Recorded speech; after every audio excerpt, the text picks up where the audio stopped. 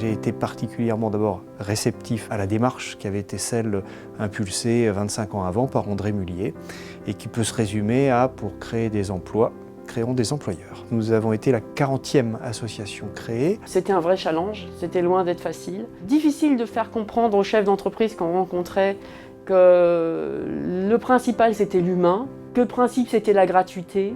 On n'était que 15, il aurait fallu qu'on soit 30, mais à 15 chefs d'entreprise qui avions bien un bon cap sur ce qu'était Réseau Entreprendre, on s'est lancé. Il nous fallait 50 entreprises pour atteindre le point mort et on n'était pas sûr de les trouver. On a décidé de lancer le pari. Une véritable aventure humaine, c'est ça Réseau Entreprendre.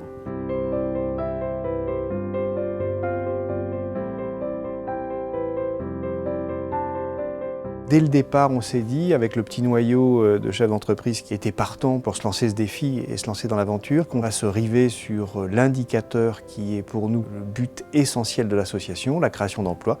Donc on a décidé de regarder le compteur des emplois. C'est vraiment l'essence qui fait que Réseau Entreprendre arrive à recruter des chefs d'entreprise qui vont participer à l'aventure. Ça permet à chacun d'avoir un discours commun, quelle que soit l'activité. Créer de l'emploi, c'est la force, c'est le moteur qu'on a dans Réseau Entreprendre. La satisfaction, elle est là.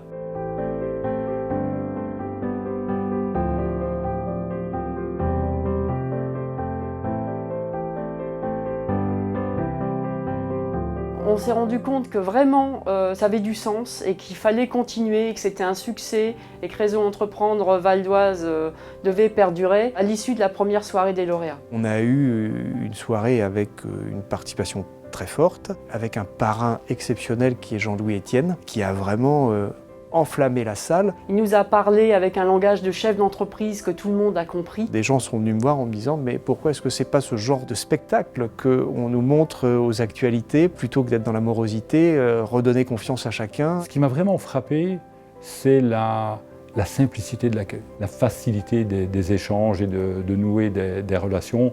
J'ai été abordé par des gens que je ne connaissais pas. Je dois dire, j'en garde un excellent souvenir. Me retrouver face à 500 personnes, ça a été assez impressionnant quand on m'a passé le micro. Il y avait vraiment de la magie qui venait de s'opérer où je me suis dit « aïe, c'est vrai, je suis passée de quelque chose d'irréel à la réalité ». On s'est dit ça fait sens, ça intéresse tout le monde, l'aventure est lancée et elle ne peut que perdurer et croître.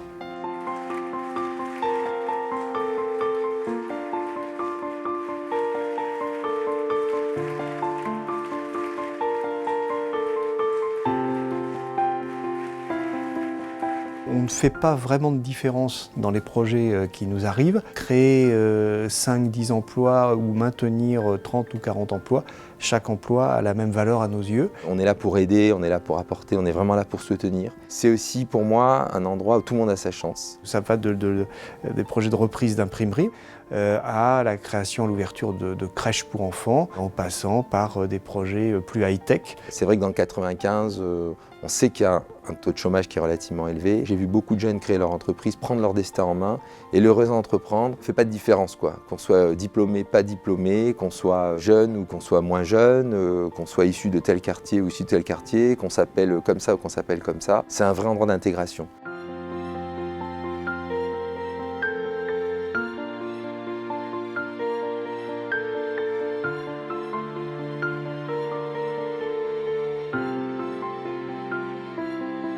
Nous, Manutan, on a accompagné la société Invectory. Quand ils ont lancé leur projet, ils ont eu accès à un prêt, mais aussi, au-delà du prêt, toute la puissance du réseau. Finalement, l'écosystème qui se construit autour des lauréats et qui leur permet de se développer, qui sort l'entrepreneur de son isolement. Ce qui m'a le plus intéressé dans le Réseau Entreprendre, c'est la partie réseau. En quelques mois de temps, il a fallu vraiment se reconstruire un réseau professionnel. Et c'est là que revient l'importance de réseau, de pouvoir en fait se faire conseiller, demander conseil à des gens qui ont l'expérience de vos problèmes. On vous met à disposition également un coach qui va vous suivre pendant 2 ans. Ce coach, c'est Catherine Couteau. Au début, on se rencontrait 1 fois par mois. Et puis aujourd'hui, on est devenus des amis, quasi inséparables. Je me suis rendu compte qu'être mentor, c'est pas être investisseur. C'est évidemment pas être patron. Au final, on en retire plus de satisfaction qu'on ne le pense au début, parce qu'on crée un échange, parce que ça fait beaucoup de plaisir au final, et ça c'est important aussi. Ils ont fait pour moi, ils m'ont aidé, ils m'ont accompagné. Ça a été un vrai soutien. J'ai le devoir de le faire aussi aux nouveaux lauréats. Pour moi, c'était important à un moment aussi de pouvoir redonner ce que j'ai reçu.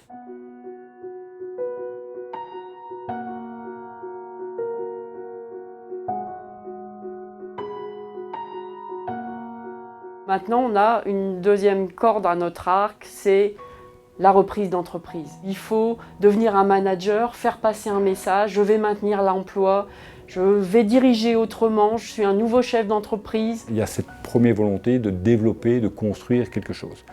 Ensuite, il y a la volonté de le faire avec des gens, d'entraîner une équipe, d'être un peu le coach d'une équipe, un peu comme un entraîneur de football qui entraîne son équipe de préférence vers la finale de la Champions League. Ça m'a permis de découvrir qu'il y avait effectivement des savoir-faire dans des TPE ou dans des petites entreprises, ce qui était relativement traditionnel, mais qui était redynamisé par l'arrivée d'un repreneur qui ouvrait l'entreprise à l'international, qui apportait un nouvel élan.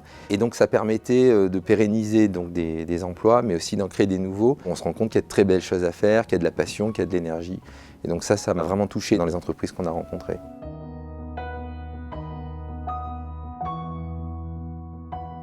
J'ai de la tendresse pour tous les projets qu'on a accompagnés. Tous, ce sont des belles personnes, des personnes qui ont du dynamisme, la volonté d'entreprendre, la conviction de réussir. Il a fallu que je redresse les manches et puis aujourd'hui, c'est vrai que quand vous vous levez le matin et puis que vous vous dites c'est moi qui ai fait ça, c'est plutôt sympa. Ouais. Et j'en suis vraiment très fière.